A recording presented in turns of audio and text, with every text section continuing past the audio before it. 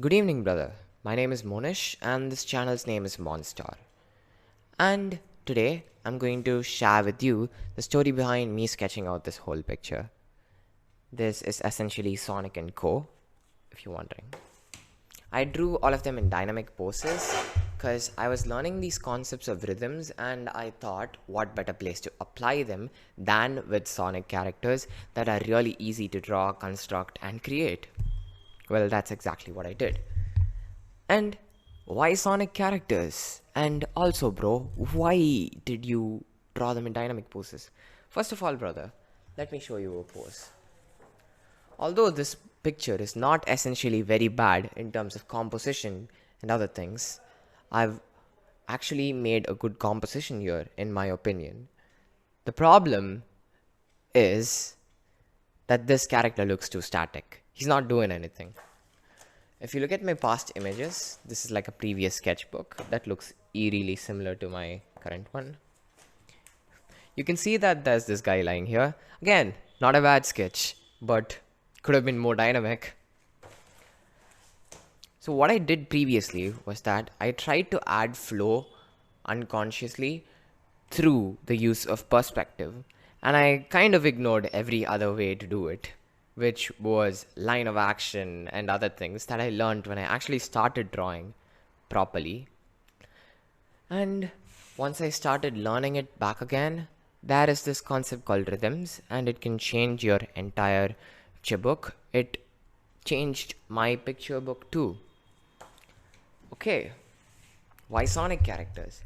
Well, firstly, because yesterday I binge watched the entire new season of Sonic that came out last January 11th. This January 11th, actually. What am I saying? Yeah. Okay, that is the reason behind it. And you're like, bro, you binge watched. Yes, we all make mistakes sometimes. I should have watched episode by episode and then finished it. My bad. I accept that wholeheartedly. Yep, that's about it. Let's get into today's video, and you'll see me stepping on the gas for 2 hours straight. In 3, 2, 1, boom.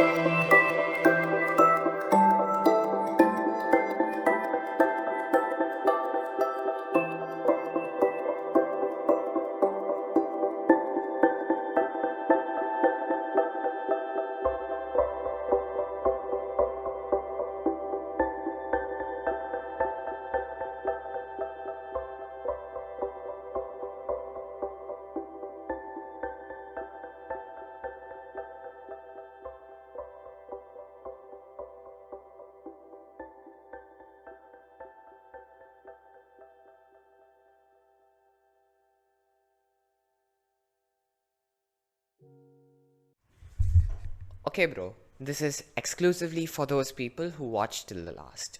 Okay, I'm going to recommend to you 2 books from which you can learn the concepts of rhythm and flow, using which you can make really good dynamic characters like these. I did not make these characters. Please, Sega, don't copyright me. Don't, please.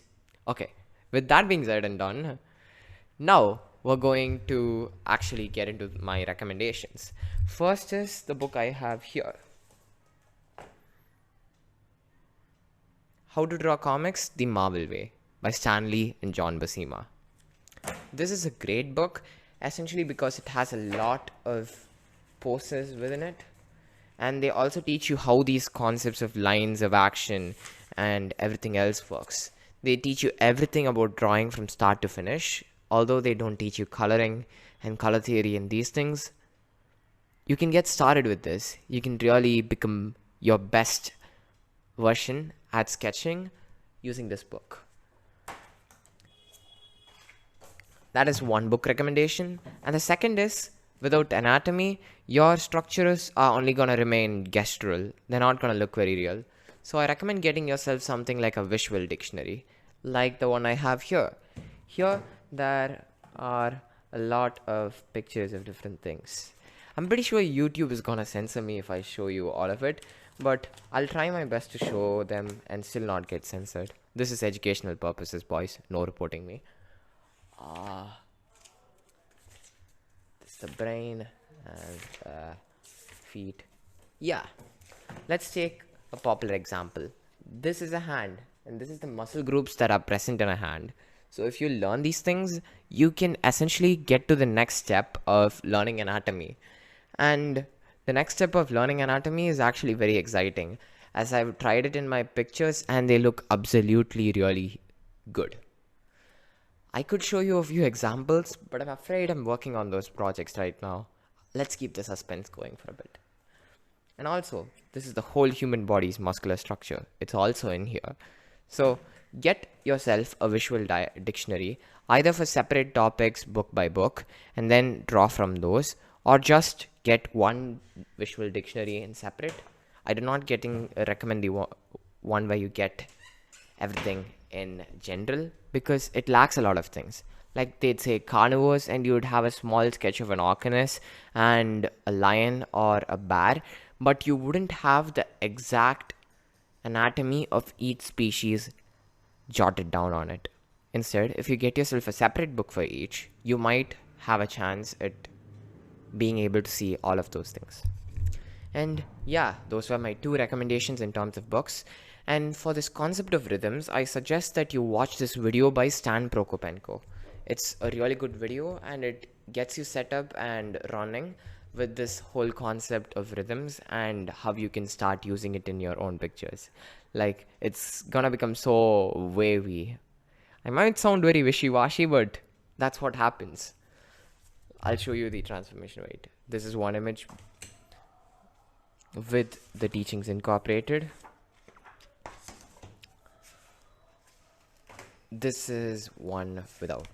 I mean, this is also dynamic, but this lacks the flow. Okay, now that I've illustrated my point, literally and by mouth, that is not much more for me to say in this video. Thank you for watching it, and if you did learn something and be inspired to try out new dynamic poses, then this video has reached its conclusion for you and me. Yep, that's it. Thank you for watching this video. I hope to meet you again, and if you want to meet me again too, hit the subscribe button and we'll meet again. Brofest.